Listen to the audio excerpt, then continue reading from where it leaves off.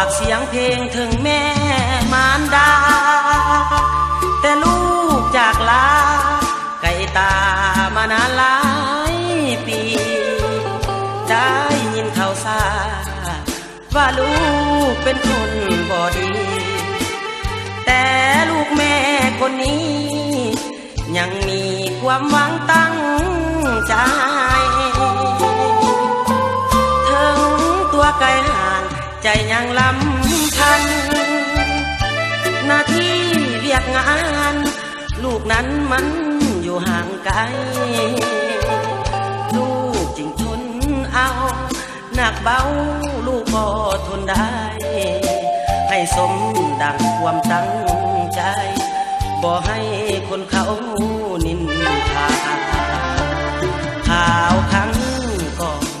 ตอนนั้นลูกยังจำได้คนเขามองกายแน่ง่ายสิ้นไงล่ะแต่มาวันนี้พอลูกมีดีขึ้นมาแม่จงวางใจเถิดนาจะหาเงินมาช่วยสู้ขอแม่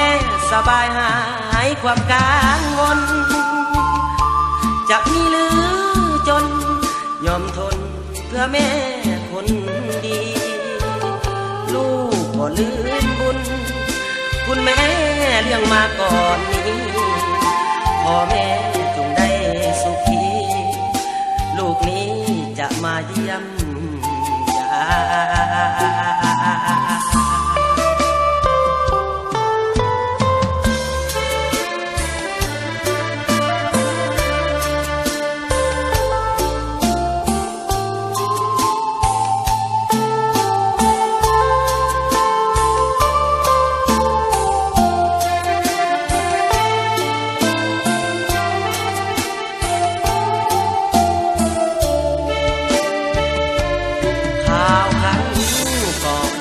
ตอนนั้นลู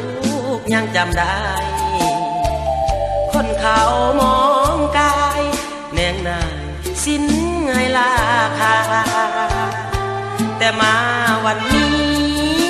พอลูกมีดีขึ้นมาแม่จงวางใจเถิดนาจะหาเงินมาช่วยสู้ขอแม่สบายหา